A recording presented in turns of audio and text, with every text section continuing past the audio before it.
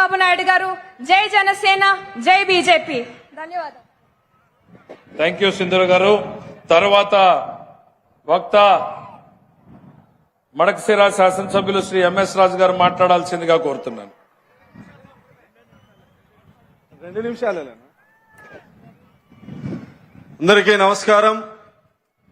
Telugu Desam, BJP, Janasena నాయకుల సంయుక్తంగా ఏర్పాటు చేసిన సూపర్ 6 సూపర్ హిట్ సభకు విచ్చేసి జయప్రదం చేసిన అనంతపురం ఉమ్మడి జిల్లా ప్రజానీకానికి, తెలుగుదేశం, బీజేపీ కార్యకర్తలందరికీ నమస్కారాలు తెలియజేస్తూ, నిన్నటి వరకు ఎర్రటి ఎండలుండేటివి ఈ రోజు మన సభ జరుగుతుంటే ప్రకృతి కూడా గౌరవ ముఖ్యమంత్రి చంద్రబాబు నాయుడు గారికి సహకరిస్తూ చల్లని గాలులు వీస్తున్నటువంటి ఈ సందర్భంలో గత 5 సంవత్సరాల రాక్షస ప్రభుత్వాన్ని కూకటి వేలతో సహా పెకిలించి గౌరవ ముఖ్యమంత్రి నారా చంద్రబాబు నాయుడు గారి నాయకత్వంలో కూటమి ప్రభుత్వాన్ని ఏర్పాటు చేసి ఏవైతే హామీలు ఇచ్చారో ఆ హామీల్ని ఒక్కొక్కటిగా నెరవేరుస్తూ వచ్చినటువంటి తరుణంలో 1 ఇయర్ కాలంలో గౌరవ ముఖ్యమంత్రి ఏవైతే ప్రతిపక్ష నేతగా హామీలు ఇచ్చారో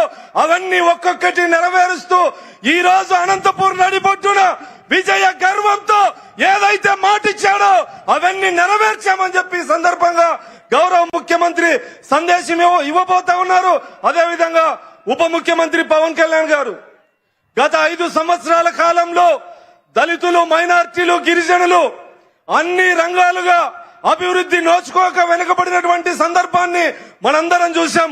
భారతదేశంలోనే దళితుల మీద జరిగినటువంటి దాడులు, హత్యలు గత 5 సంవత్సరాల్లో దేశంలో నెంబర్ 1 స్థానంలో ఉంది. దాదాపు దళితులకు సంబంధించిన 27 పథకాల్ని రద్దు చేసి దళితులకు అన్యాయం చేసినటువంటి పరిస్థితి.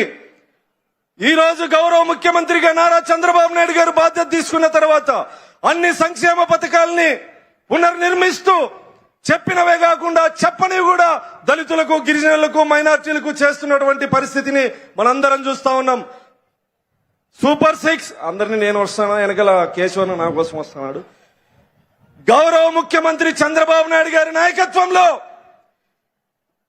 రాబోయే రోజుల్లో భావితరాల భవిష్యత్తుకు పునాదులు వేస్తూ ఒకవైపు సంక్షేమాన్ని అందిస్తూ ముందు చూపుతో ముందుకెళ్లేటువంటి దార్శనికుడి నాయకత్వాన్ని మనందరం బలపరచాల్సినటువంటి అవసరం ఉందని తెలియజేస్తూ చంద్రబాబు నాయుడు గారి నాయకత్వం, చంద్రబాబు నాయుడు గారి నాయకత్వం, పవన్ కళ్యాణ్ గారి నాయకత్వం, యువనేత నారా లోకేష్ గారి నాయకత్వం, నరేంద్ర మోడీ గారి నాయకత్వం. జై చంద్రబాబు. థ్యాంక్ యూ రాజు గారు.